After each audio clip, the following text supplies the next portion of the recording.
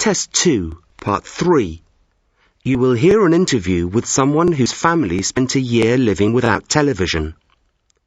For questions 16 to 20, choose the answer A, B, C or D, which fits best according to what you hear. Miranda Ingram and her family were avid TV watchers until the day when they found themselves without a television. Miranda, how did that come about? I would love to be able to say that this was because I flung the set through the sitting room window or sold it, but the truth is that circumstances deprived us. We moved to the middle of nowhere, surrounded by mountains, to an ancient cottage which had never had a TV point. Unbelievably, perhaps, in the 21st century. Our options for getting plugged in were remarkably sparse. We could have spent a fortune laying cables to the nearest village and joining their communal aerial, which sent fuzzy pictures every time it rained. And we're talking Wales here, so rain is not a rare occurrence. And any time strong winds or stray animals knocked it out of kilter, the entire system went down for days. Or we could have got satellite television, but when a satellite technician arrived, he looked round at our mountains and saw not breathtaking natural beauty, but obstacles. So neither option seemed worth the trouble. So, what was it like to be a family without a television? Well, we trained ourselves not to look at the TV listings so we wouldn't sigh over what we were missing and started to revel in our moral superiority. Did you watch? People would begin, and we would watch their jaws drop as they wondered what on earth we did halfway up a mountain with 2 small children and no television. At the risk of sounding unbearably smug, we did indeed read more books, listen to more music and play more board games. And we sat outside and watched the sunset or merely had an early night. Most significant, however, was simply discovering the untold, long, pleasant and potentially fulfilling hours there are in an evening. Surely there must have been some downside. At times, I must admit, we did feel like cultural oddities.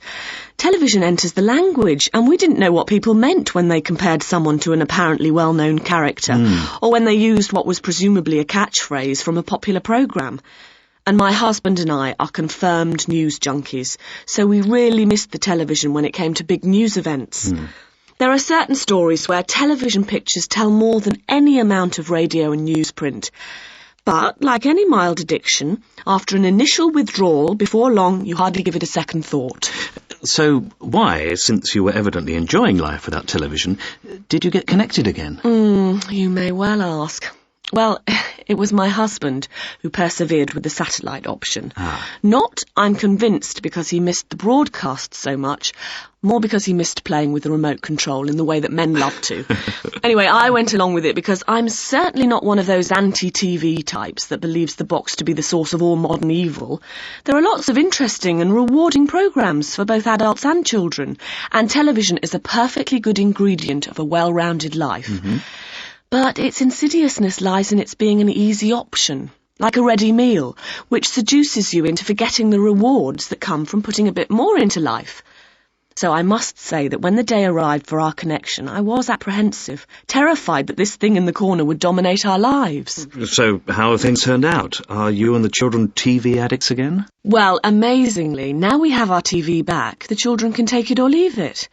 Inadvertently, it seems our year's abstinence must have coincided with their habit-forming years, so it's a habit they don't have. Occasionally they slump, but often they'll switch on for 10 minutes before announcing it's boring and rushing off to do something else.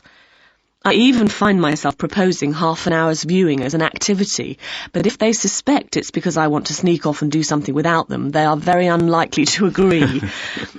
We do watch television again, of course we do, but it is no more than an option among others. We even watch rubbish from time to time, but now it's because it's been one of those days when deciding to vegetate is a deliberate choice, not just a habit. That's interesting. Thanks, Miranda. After the break, we'll be discussing the subject of television and its impact on our lives with Amanda. That's the end of Part 3.